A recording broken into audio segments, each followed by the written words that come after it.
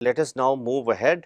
अब हम लोग देखेंगे जो कोर एलिमेंट्स होते हैं एक ऑर्गेनाइजेशनल प्लान के, वो कौन कौन से होते हैं।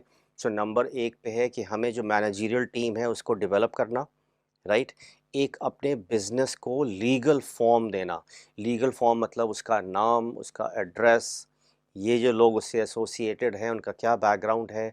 सो उसकी memorandum of understanding, article of association, ये सारे एस्पेक्ट एक जो लीगल फॉर्म, जो लॉ के तहत, जो कंपनी लॉ के तहत हमें जो जो रूल्स को फॉलो करना है, उन एस्पेक्ट्स का जहां हम ध्यान देखते हैं तो एक लीगल फॉर्मेट देते हैं अपने बिजनेस को। सो वो becomes very important for the organization. कौन उसकी ओनरशिप है, किसके पास उसकी ओनरशिप है, किसकी कितनी लायबिलिटी है, ये सारे एस्पेक्ट ये कोर एलिमेंट्स में आते हैं। उसके साथ साथ हम कितना इन्वेस्टमेंट करने वाले हैं, कौन कौन से एसेट्स चाहिए, ये बेसिक सवाल हैं। राइट, हम पैसे कहाँ से लाएंगे, कितना हम लोन ले रहे हैं, कहाँ से इक्विटी आ रही है अगर हम अपने शेयर्स भी फ्लोट कर रहे हैं।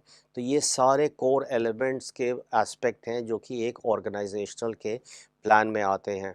उसके साथ साथ ट्रांसफरेबिलिटी ऑफ इंटरेस्ट, हम जो उसमें कंपनी के जो इंटरेस्ट हैं किन किन लेवल्स पे हम ट्रांसफ़र कर सकते हैं, इस एस्पेक्ट को भी डिफ़ाइन करता है। हमारी कैपिटल की रिक्वायरमेंट्स क्या-क्या अभी की हैं, आगे की हैं, ये सारी चीज़ें हम डिफ़ाइन कर सकते हैं अपने ऑर्गेनाइजेशनल प्लान में। हमेशा कंट्रोल एस्पेक्ट एक ऐसी चीज़ है जो कि हर ऑर्गेनाइजेशन के लिए इम्पॉर्टेंट है, वो भी क्लियरली डिफ़ाइन करना, ये सारे कोर एलिमेंट्स हैं। उसके बाद ultimately at the end of the financial year या फाइनेंशियल टर्म, जो कि क्वार्टरली भी हो सकता है, 6 मंथली भी हो सकता है, ईयरली भी हो सकता है, हमें जो जो उसमें से गेन, ज़्यादातर हम गेन ही की बात करेंगे, तो जो भी उसमें हमें जो रेवेन्यू जनरेट कर रहे हैं उसका डिस्ट्रीब्यूशन कैसे होना है।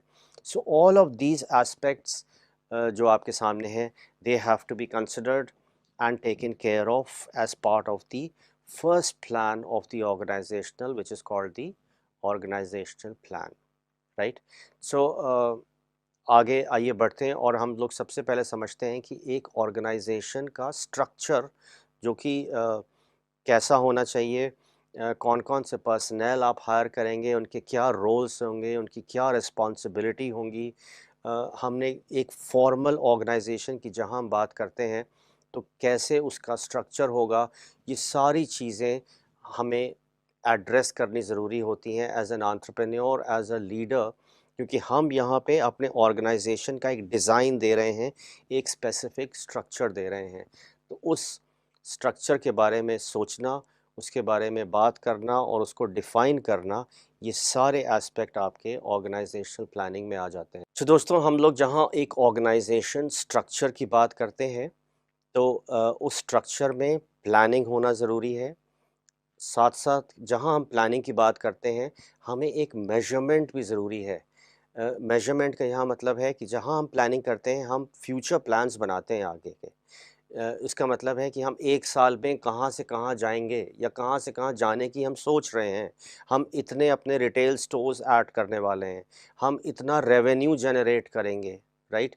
हम इतने अपने जो हमारा जो प्रोडक्ट है उसको हम इतनी क्वांटिटी में सेल करेंगे। So these are definite measurable goals. ये ऐसे गोल्स हम सेट कर रहे हैं जिनको हम फ्यूचर में मेज़र कर सकते हैं। सो ये सारे एस्पेक्ट एक ऑर्गेनाइजेशन को डिफ़ाइन करने ज़रूरी हैं। साथ-साथ इवैल्यूएशन स्कीम क्या होंगी? हमने अपने गोल्स तो सेट कर दिए, पर वो गोल्स क्या हम उनके करीब हैं? Am I on the right path? हम कोई कमी तो नहीं कर रहे हैं?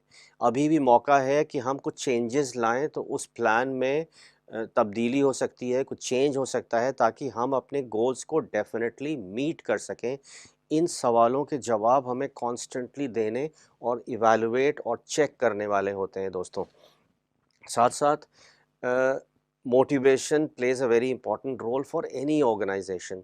हमें क्या-क्या रिवॉर्ड्स देने हैं, जो हमारी टीम है, क्योंकि वो कॉन्स्टेंटली हमारे ऑब्जेक्टिव को मीट करने के लिए लगी हुई है। तो हमें उनको कैसे बिसाइड्स द सैलरीज़, हम सैलरी और बोनसेस किस तरीके से फाइनेंशियल रिवॉर्ड या रिवॉर्ड फाइनेंशियली नहीं, even otherwise we can also provide, किन किन तरीक़ों से हम उनको पुरस्कृत कर सकते हैं, उनको रिकॉग्नाइज़ कर सकते हैं, उनको ऑनर कर सकते हैं, ताकि वो भी एक मोटिवेटिंग फैक्टर बने और वो भी उनको आगे ले जाने में और प्रोत्साहित करे और गोल्स के पास पहुँचें जल्दी, कम समय में, और गोल से भी बेहतर अचीव करें। ये फैक्टर्स सारे डिफ़ाइन करता है, तो ये भी एक ऑर्गेनाइज़ेशन के प्लानिंग का हिस्सा बन जाते हैं। साथ-साथ हम अपने जो मैनेजमेंट का जो स्टाफ है, हम डिफरेंट रोल्स जो देने वाले हैं लोगों को, हम उनकी लोगों को कैसे सेलेक्ट करेंगे, किस बेसिस पे, हमारा क्या वो मिनिमम क्वालिफ़िकेशन होगी जो हमें रिक्वायरमेंट होगी, कौन से स्किल्स हमें चाहिए डिफरेंट जॉब्स के लिए, डिफरेंट रिस्पॉन्सिबिलिटीज़ के लिए। सो वो भी हमें वहाँ पे क्लियरली डिफ़ाइन करने ज़रूरी हैं कि हमारे सिलेक्शन का प्रोसेस क्या होने वाला है। साथ ही साथ दोस्तों, जब हम बाहर से कोई भी टैलेंट लेके आते हैं, कोई भी टीम फॉर्म करते हैं, तो साथ-साथ हमें ज़रूरत पड़ती है कॉन्स्टेंटली, क्योंकि हर ऑर्गेनाइज़ेशन का कल्चर अलग होता है, हर ऑर्गेनाइज़ेशन की सोच, एक लीडरशिप एक अलग होती है। तो उसी हिसाब से हर जने को उसमें ढालना, ट्रेनिंग की बहुत इम्पॉर्टेंट रोल हो जाता है। So training also becomes a very important factor and part of that great organisation structure, जो कि हमें ध्यान में रखना है। सो दोस्तों, हम कॉन्स्टेंटली आपसे बात कर रहे हैं कि हम जब बिल्ड कर रहे हैं एक टीम, तो हम एक ऐसी मैनेजमेंट टीम बिल्ड करें जो कि सक्सेसफुल हो, जो ऑर्गेनाइजेशन को आगे ले जाए, एक बेहतर बनाए। उसके लिए हमें क्या ध्यान में रखना है? तो सबसे इम्पॉर्टेंट और सबसे आसान चीज़ है जो कि इंस्टेंट आती है, कि आपका जो भी प्लान है, उस प्लान को एग्ज़ीक्यूट करेगी आपकी टीम, राइट? आपने जो प्लानिंग की है, उसको एग्ज़ीक्यूट करने के लिए ये मैनेजमेंट की टीम लाई जाती है। तो वो जो आपका जो आइडिया था, वो आपका जो गोल है, उसके कितना करीब या कितनी और ज़्यादा वो टीम ही आपको आगे ले जाएगी। तो वो ये अहम डिसीशन होता है आपके लिए, वो और इसीलिए वो ज़रूरी भी है कि आपकी जो टीम बिल्ड हो, वो ऐसी मज़बूत हो, ऐसी इफ़ेक्टिव हो, ताकि आप अपने गोल्स के पास पहुँचें, कम समय में पहुँचें या उससे भी और आगे आप जाएँ। साथ-साथ जब एक हम दोस्तों, जब बिज़नेस एक स्टार्ट करते हैं, एक एंटरप्रेन्योरशिप जब हम शुरू करते हैं, तो ज़रूरी नहीं है कि उसमें जो एनवायरनमेंट में जो फ़ीचर्स शुरुआत में रहे हों, वही हमेशा कांस्टेंट रहें। तो टाइम डायनेमिक है, इकोनॉमिक कंडीशंस डायनेमिक रहती हैं, तो एक बेहतर टीम उसे माना जाता है जो कि खुद डायनेमिक रहे, जो कि चेंजेस को समझे या प्रीएम्प्ट करे, पहले से समझ जाए कि कुछ चेंजेस आने वाले हैं, हम उसके हिसाब से अपने आप को एडजस्ट करिए। सो एक रीसेंट एग्जांपल दोस्तों कोविड का है। कोविड के बारे में किसी ने भी नहीं सोचा था, पर कितनी ऑर्गेनाइजेशंस ने जितनी जल्दी अपने आप को उस सिचुएशन में अडैप्ट किया, उसे ढाला, वो ज़्यादा सक्सेसफुल हुई और मुश्किल समय में भी उन्होंने सर्वाइवल दिखाई। राइट? सो ये डायनामिक फैक्टर है। हमारी टीम को, हमारे मैनेजमेंट की टीम को कॉन्स्टेंटली ये मान के भी चलना पड़ेगा कि चीज़ें स्थिर नहीं रहती हैं, वो कॉन्स्टेंटली चेंज होती रहती हैं। सो वो एडजस्टमेंट करते रहना, साथ-साथ जब हम प्रीएम्प्ट करते हैं, तो हमारी प्लानिंग में भी एक एडजस्टमेंट होना चाहिए, क्योंकि हम एक कांस्टेंट प्लान लेके नहीं चलते हैं। एक ऐसा प्लान, अगर उस पे ज़रूरत पड़े तो हम उसमें चेंजेस ला सकें, क्योंकि एनवायरनमेंट चेंज बदल रहा है, मार्केट चेंज हो रहा है, कस्टमर्स की नीड भी चेंज हो जाती है, उनकी डिमांड चेंज हो जाती है। सो ऐसी टीम, सक्सेसफुल टीम वही मानी जाती है। सो इन फैक्टर्स को ध्यान रखते हुए अपने आप में बदलाव लाती जाए और चेंज लाती रहे। एक और एस्पेक्ट है दोस्तों को, जो आज हम लोग को ध्यान में रखना है, और वो है ऑर्गेनाइजेशनल कल्चर। ऑर्गेनाइजेशनल कल्चर मतलब ये कंपनी, ये ऑर्गेनाइजेशन, ये बिज़नेस एक डेफ़िनेट सोच पे ऑपरेट करती है, उसकी एक थॉट प्रोसेस होती है, उनका काम करने का एक तरीका होता है। तो जैसे ही हम आपको एक नाम देते हैं, जैसे टाटा। सो टाटा की अगर आप जैसी सुनते हैं या उसका लोगो आप देखते हैं, तो आपको समझ में आता है कि टाटा जो है एक स्पेसिफ़िक वे में ऑपरेट करता है, उसका एक कल्चर है, how it works itself, how it presents itself.